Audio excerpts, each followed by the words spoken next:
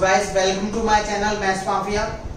आज का जो हमारा टॉपिक है वो है टॉपिक ट्रिग्नोमेट्री। जैसा कि गाइस मैं एक छोटी सी इंफॉर्मेशन आप लोगों के साथ शेयर करना चाहता हूं। एक हमने प्रोसीजर चलाया हुआ है कि हमने एक अपनी वीडियो के डिस्क्रिप्शन में आपको एक व्हाट्सएप लिंक दिया हुआ है। उस व्हाट्सएप लिंक से आप जैसे ही क्लिक करोगे वैसे ही आप हमारे व्हाट्सएप ग्रुप से ऐड हो जाओगे। आपको अगर किसी भी तरह का डाउट आता है किसी भी तरह के क्वेश्चन में, तो आप अपना क्वेश्चन हमारी वीडियो में कमेंट करें और उस क्वेश्चन का जो भी सॉल्यूशन होगा हमारे व्हाट्सएप ग्रुप में आपको मिल जाएगा। तो ये हमने तरीका बनाया है आपसे एक डायरेक्ट कांटेक्ट का।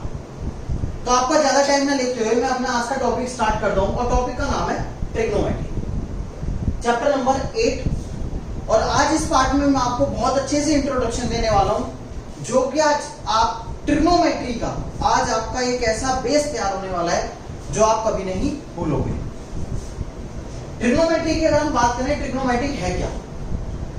ट्रिग्नोमेट्री एक मैथ्स की ब्रांच है, ठीक है। और मैथ्स की एक ऐसी ब्रांच है जिसका मीनिंग हम लोग पढ़ने वाले हैं। देखो ट्रिग्नोमेट्री की अगर मैं स्टार्टिंग देखूं तो सबसे पहला वर्ड आ रहा है ट्री, ट्राई, कुछ भी हो सकता है। इस वर्ड का मतलब होता है थ्री, साइंस में भी पढ़ा है। गोनोमेट्री, ये अगला वर्ड जो आ रहा है इसका मतलब होता है ज्योमेट्री। इसका मतलब क्या होता है? ज्योमेट्री। तो अगर मैं बात करूं थ्री साइड्स की ज्योमेट्री किसमें होगी, थ्री साइड्स की ज्योमेट्री क्या होगी? थ्री साइड्स की ज्योमेट्री होगी एक ट्रायंगल, एक ट्रायंगल। और कोई फिगर तो है नहीं ज्योमेट्री का फिगर। तो ट्रिग्नोमेट्री का मुझे नाम पता लग गया, this is going to be about a triangle. पर एक कैसा ट्रायंगल वो मैं आपको बताने जा रहा हूं, यहां पर उसे ध्यान से पढ़ना। ये मैंने इसलिए हटा दिया आपके सामने ताकि कंफ्यूजन ना हो। एक right angle triangle, P Q are, एक राइट एंगल ट्रायंगल, एक राइट एंगल ट्रायंगल। ये बात समझने की है असली। ध्यान रखना, trigonometry without right angle triangle है ही नहीं, पॉसिबल ही नहीं है जी। राइट एंगल ट्रायंगल है तो ट्रिग्नोमेट्री है, राइट एंगल ट्रायंगल नहीं है तो ट्रिग्नोमेट्री नहीं है। बहुत जरूरी और बहुत समझने की बात है, ठीक है। तो राइट एंगल ट्रायंगल की कुछ बेसिक चीजें हम पढ़ते हैं। यहां पर क्या क्या होती हैं? राइट एंगल ट्रायंगल हमने इसको यहाँ पर P पर 90 डिग्री लिया है। P के जो सामने होता है वो होता है हाइपोटेनियस, जैसा कि आप सब लोग जानते हैं, डिनोटेड बाय H। नीचे होता है बेस और साइड में होता है परपेंडिकुलर, ठीक है, P। ये बिल्कुल बेसिक बातें हैं हमारी। और राइट एंगल ट्रायंगल में सब लोग जानते हैं, हम पीजीटी यूज करना सब जानते हैं। पीजीटी का मतलब पाइथागोरस थ्योरम। पाइथागोरस थ्योरम क्या होती है? हाइपोटेनियस का square is equal to perpendicular का स्क्वायर प्लस में बेस का स्क्वायर। पाइथागोरस थ्योरम सब जानते हैं, काम आने वाली बात है इसलिए बता रहा हूं बार बार। ये होता है बी नोटेड बाय बी, तो ये हमारा बात समझ में आ गई। अगर मैं यहां पर देखूं हाइपोटेनियस की वैल्यू क्या है, आर क्यू का whole square is equal to perpendicular था हमारा पी आर स्क्वायर प्लस में पी क्यू स्क्वायर। ये है हमारी पाइथागोरस थ्योरम। तो मैंने बिल्कुल भी बेसिक चीज बताई। Trigonometry is all about the right angle triangle. Right angle triangle में तीन चीजें होती हैं, हाइपोटेनियस होता है, परपेंडिकुलर होता है, बेस होता है। पाइथागोरस थ्योरम को यूज कर सकते हैं, हाइपोटेनियस का square is equal to perpendicular का स्क्वायर प्लस में बेस का स्क्वायर। सारी वैल्यूज मैंने आपको रख के दिखाई। तो ये तो बिल्कुल बेसिक चीज थी। ये तो हम पिछली 8th क्लास, 9th क्लास और 10th क्लास में भी दोबारा पढ़ी थी। तो इस साल नया क्या है? इस साल नया क्या है वो मैं आपको बताने जा रहा हूं। और एक बात मेरे ध्यान सुनना, इस साल में और पिछले साल की चीजों में एक फर्क यहाँ बहुत जरूरी है। क्या? अगर हम गलती से परपेंडिकुलर की जगह बेस की वैल्यू रख दें और बेस की जगह परपेंडिकुलर रख दें, हमारा आंसर हमेशा सेम आता है।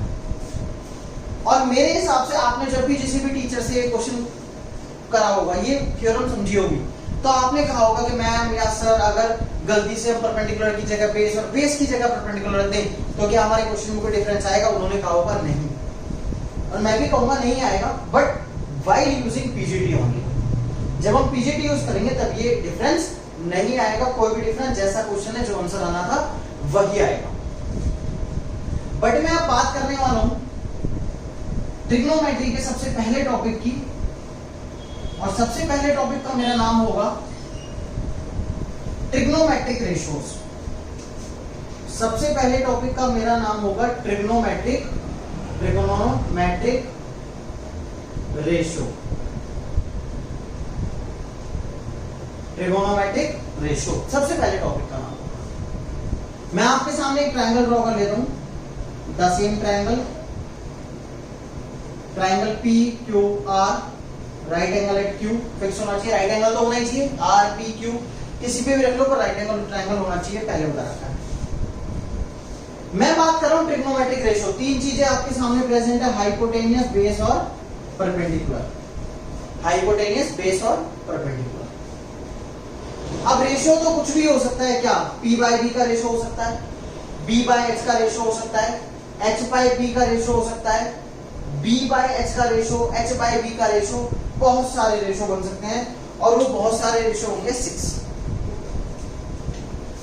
जो भी हमारे ट्रिग्नोमेट्री के ज्ञाता हुए मैथमेटिशियंस हुए, उन्होंने इन रेशियोज के नाम दे दिए। हमें ऐसे याद रखनी चाहिए, उन्होंने इन रेशियोज के नाम दे दिए। मैं आपको नाम और एक टेबल लिख के दिखाऊंगा पूरी, उस टेबल से सारी चीज क्लैरिफाई हो जाएगी। P B P H H B। अब ये क्या नई चीज आ गई, क्या है ये P B P H H B, कैसे याद करेंगे? तो बहुत सारी एब्रिविएशन से आप याद कर सकते हैं। पंडित बद्री प्रसाद हर हर बोले, ठीक है, पंडित बद्री प्रसाद हर हर बोले। और भी चीजें हैं, पाकिस्तान भूखा प्यासा, हिंदुस्तान हरा भरा। बहुत खुशी सी हुई सुनने में, पर ये खुशी नहीं करनी हमें, कोई भी देश है सब हरे भरे रहने चाहिए। एब्रिविएशन है याद करने का तरीका है, ठीक है। तो आप कोई भी एक एब्रिविएशन अपनी लर्न कर लेंगे जो आपका मन करे। इसको डाल देते हैं अंदर एक बॉक्स के अंदर, ठीक है। यहां पर हम लिखेंगे साइन, कॉस, टेन, और टेन के जस्ट नीचे कॉट, इसके नीचे सेक, और इसके नीचे कॉसेक। याद कर लेना एक आना, साइन, कॉस, टेन, कॉट, सेक, कॉसेक। याद कर लो बिल्कुल, साइन, कॉस, टेन, कॉट, सेक, कॉसेक। और ये टेबल, पंडित बद्री प्रसाद हर हर बोले, सही है, अच्छा, और अपने पाप धोले, अच्छा। अब देखो P बाय H साइन ये सब आ गया। मतलब अगर मैं आपसे अब बात करूं साइन क्या होता है, साइन क्या होता है, P बाय H होता है, आप पढ़ लेंगे। सेक को कैसे पढ़ेंगे, नीचे से पढ़ेंगे, सेक को पढ़ेंगे H बाय B, कॉस को ऊपर से पढ़ेंगे B बाय H, सारी पढ़ने आनी चाहिए। कॉट, कॉट को क्या पढ़ेंगे guys, B by P, yes you are right. Tan, tan को क्या पढ़ेंगे, P बाय P। जहां से देखेंगे वहीं से पढ़ना स्टार्ट कर देंगे, ठीक है जी। अब साइन हमें पता लग गया होता है P बाय H, ऐसे ही हमें कॉस पता लग गया क्या होता है, B by H, B by H। अब आप एक बात देख रहे हैं यहां पर, मैंने साइन लिखा is equal to P by H, यहां पर एक स्पेस छोड़ दिया। कॉस लिखा B बाय H, यहां पर भी एक स्पेस छोड़ दिया। तो मैं इस स्पेस में आपको एक बात बताने जा रहा हूं। मान लो यहां पर क्या होता है, हमेशा इसके साथ एक एंगल आता है, हमेशा एक एंगल आता है। एंगल की नोटेशन होती है वैसे तो थीटा, क्या बोला मैंने, theta. Angle is noted by theta. ये ओ करके ऐसे करके कट कर दो, थीटा बन जाता है। मान लो यहां पर एक एंगल बना हुआ है थीटा, ठीक है, थीटा एक एंगल बना हुआ है। एक बात याद रखना, इस साइन के साथ हमेशा एक एंगल जरूर आएगा। मैं या तो थीटा लिखूं या आर लिखूं, बात एक ही है क्योंकि आर का नाम ही थीटा लिखा है। या तो पी लिखूं या फिर क्यू ना लिखूं, ध्यान रखना इस बात का, बताऊंगा अभी। क्यू ना लिखूंगा, क्लियर कर दूं क्या? जो यहां पर एक आपके सामने यहां पर एक थीटा आएगा, सही है, ध्यान रखना, जो ये थीटा है ये हमेशा एक एक्यूट एंगल होगा 100%। क्या होगा? हमेशा एक एक्यूट एंगल। और एक्यूट एंगल के बारे में आप सब लोग जानते हो क्या? एक्यूट एंगल 0 डिग्री से बड़ा होता है और 90 से छोटा होता है। इतनी इंपॉर्टेंट बात लिख दी है मैंने, 1 नंबर की। पूछेगा सीधा, sine theta is equal to P by H, what condition of theta satisfy theta greater than 0 degree less than 90 degree. याद रखनी है चीज। अब देखो, sine theta is equal to P by H हमें करना है, तो इसका मतलब साइन थीटा कैसे निकलेगा, ध्यान से देखना। देखो, हमें हाइपोटेन्यूज तो हमारा फिक्स होता है। हाइपोटेन्यूज क्या होगा? हाइपोटेन्यूज होगा पी आर। हाइपोटेन्यूज तो फिक्स होगा। मैं साइन थीटा को आपके सामने निकाल रहा हूं। अब 2 मिनट के लिए जरा मैं कॉस का सारा सिस्टम यहां से हटा रहा हूं। Sine theta is equal to P by H और एच की वैल्यू क्या होगी? P R. एक्स दिख रहा है आपको। अब यहां पर हमें बेस और परपेंडिकुलर पहचानना है। ध्यान से देखेंगे हम। बेस वो होता है जिस पर हम खड़े हैं, तो एंगल के लिए भी बेस वही होगा जिस पर वो बना हुआ है। सीधी सी बात है। थीटा किस पर बना हुआ है? क्यू आर पर, तो इसका मतलब बेस होगा क्यू आर और बेचारा कौन बचा? परपेंडिकुलर बचा पी क्यू। तो साइन थीटा की वैल्यू हो गई पी क्यू। तो साइन थीटा हो गया पी क्यू अपॉन में पी आर। ध्यान से देखो एक चीज, मैं इसको नाम देता हूं थीटा 1 और इसको नाम देता हूं थीटा 2। आपके क्वेश्चन में थोड़ा सा मैं चेंज करता हूं। थीटा 1 की वैल्यू आ गई। अब मुझे निकालनी है साइन ऑफ थीटा 2 की वैल्यू। देखना एंगल के अकॉर्डिंगली, एंगल के अकॉर्डिंगली हमारी बेस और परपेंडिकुलर भी आपस में इंटरचेंज होंगे। वो कैसे होंगे दिखाता हूं। देखो, अब जरा मैं इन्हें हटा दूं क्योंकि बेस हमेशा ये वाला ही नहीं रहेगा। अभी मैं बताने जा रहा हूं। देखो आपको एक बात बहुत अच्छी सी, क्या होगा? थीटा 2 किस पर खड़ा हुआ है? आप जरा, मैं थोड़ा बोर्ड को तो ऐसे नहीं कर सकता, आप जरा कॉपी को रोटेट करना। थीटा 2 खड़ा हुआ है इस बार पी क्यू पर। थीटा 2 किस पर खड़ा हुआ है? पी क्यू पर। तो इस बार बेस होगा क्या? P Q, sorry P Q. Base क्या होगा? P Q. तो ये क्या बचेगा? परपेंडिकुलर अपने आप बच गया। तो साइन थीटा 2 के हिसाब से परपेंडिकुलर क्या होगा? इसका परपेंडिकुलर होगा क्या? Q are. और भाई हाइपोटेन्यूज तो फिक्स है पी आर। ठीक है। अब मैं आपके सामने बात करता हूं साइन क्यू निकालने की। क्या मैं साइन क्यू निकाल सकता हूं? नहीं। क्यों? साइन क्यू फाइंड आउट ही नहीं होगा क्योंकि एक 90 डिग्री का एंगल है। हमने बात करी है लेस देन 90, इक्वल टू 90 भी नहीं, लेस देन 90। तो ये बात याद रखने की है। ठीक है। अब यहां पर क्या है? मान लो इस थीटा 1 थीटा 2 की जगह और भी चीजें ले सकता था वो। यहां पर क्या लिख सकता था वो? यहां पर इसकी जगह, जैसे थीटा 1 की जगह अगर वो एंगल आर भी लिख देता तो भी एक ही बात होती, और यहाँ पे थीटा 2 की जगह पी लिख देता तो भी एक ही बात होती, कोई डिफरेंस नहीं आता। तो ये साइन निकालने का तरीका था। ठीक है। इसी तरह मैं अपने क्वेश्चन में कॉस निकालना चाहूंगा। देखो, यहीं से मैं आपको कॉस भी निकालना सिखाऊंगा। सारे ट्रिग्नोमेट्रिक फंक्शन बड़े आसान हो जाते हैं हमारे। इसको तो हम बिल्कुल यहाँ से हटाते रहेंगे बार बार, क्योंकि पी और बी हमेशा कंफ्यूज करेगा जब तक आप ध्यान से नहीं समझोगे। अब हम यहाँ पर निकालने वाले हैं क्या? Cos theta 1। क्लियर? कॉस क्या होता है? B by H. टेबल बड़ी काम की है, बी बाय एच। अब देखो, अब बड़ा आसान हो जाएगा। थीटा 1 के लिए बेस क्या होगा? क्यू आर, क्योंकि थीटा 1 किस पर खड़ा हुआ है? क्यू आर पर। तो क्यू आर अपॉन में क्या होगा गाइस? P R. निकल गया? थीटा 1 की वैल्यू आ गई हमारे पास।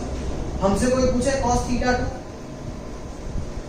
थीटा 2 किस पर खड़ा हुआ है? पी क्यू, क्योंकि बेस अपॉन में हाइपोटेन्यूज होता है पी क्यू अपॉन में पी क्यू अपॉन में पी आर। थीटा 2 पता लग गया। तो सारे ट्रिग्नोमेट्रिक फंक्शन हम ऐसे निकाल सकते हैं। हमसे कोई पूछे tan थीटा 1 क्या होगा? tan होता है p by b, p by b। tan क्या होगा? p perpendicular. थीटा 1 के लिए बेस क्या होगा? बेस पहचानो खाली, परपेंडिकुलर अपने आप पता लग जाएगा। कहते हैं ना वो, परपेंडिकुलर झक मार के आपके पीछे आ जाएगा। बेस है क्या? Q R. लो जी, tan थीटा 1 पता लग गया। कोई पूछे tan थीटा 2 क्या होगा? थीटा 2 के लिए बेस क्या होगा?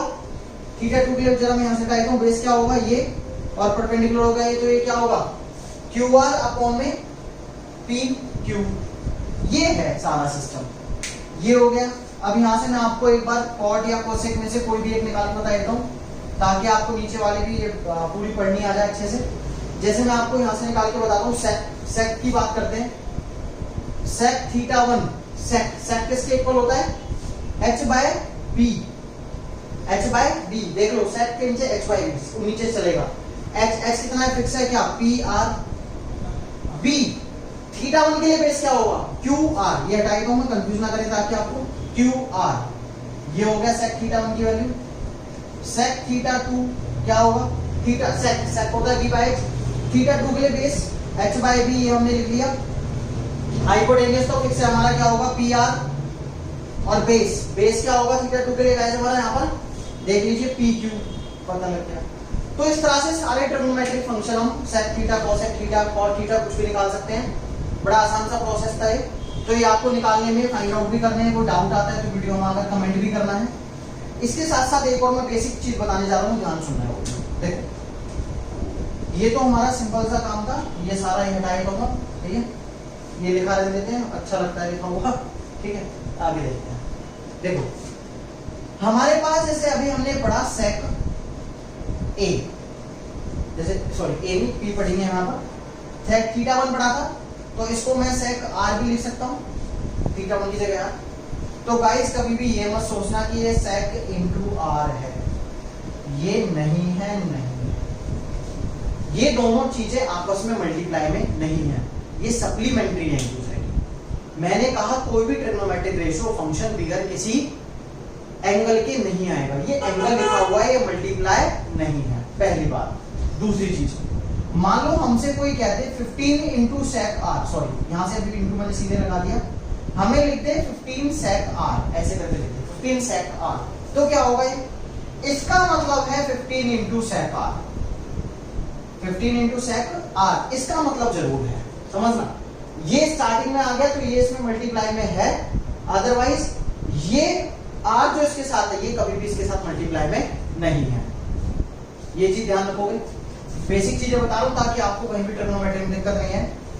एक हम पढ़ते हैं स्क्वायरिंग, स्क्वायरिंग या क्यूबिंग, कुछ भी मतलब पावर खोलने का तरीका कैसे। देखो हमसे कोई पूछे साइन ए का होल स्क्वायर क्या होगा, ध्यान से देखना। साइन स्क्वायर ए होगा, केवल जो ट्रिग्नोमेट्रिक फंक्शन है उसका स्क्वायर होता है, एंगल का कभी भी स्क्वायर वगैरह नहीं होता। हमसे कोई बोले 8 साइन ए, इसका होल स्क्वायर क्या होगा। यहां देखो ये क्योंकि मल्टीपल है इसका, मल्टीप्लाई में है इसका। 8 का स्क्वायर 64, साइन ए का स्क्वायर साइन स्क्वायर ए, ये होगा। देखो ये हमारा बेसिक इंट्रोडक्शन खाली 8.1 का नहीं था, ये बेसिक इंट्रोडक्शन पूरी ट्रिग्नोमेट्री का था। क्योंकि जब हमारी कुछ दोस्ती sine cos tan cot sec cosec से हो जाएगी तभी हम कुछ आगे कर पाएंगे। होप करता हूं आज का लेक्चर बड़ा ही सिंपल रहा होगा, चीजों को बड़ी आसानी से आपने समझ लिया होगा। तो और एक चीज ध्यान रखना, कोई भी आपका डाउट आता है तो हमारे वीडियो के डिस्क्रिप्शन में जाइए, व्हाट्सएप लिंक पे क्लिक करिए और हमसे डायरेक्ट व्हाट्सएप से ऐड हो जाइए। जहां भी डाउट है आपके डाउट्स वहां पर जल्दी से जल्दी सॉल्व कर दिए जाएंगे। ठीक है guys, thank you so much for watching.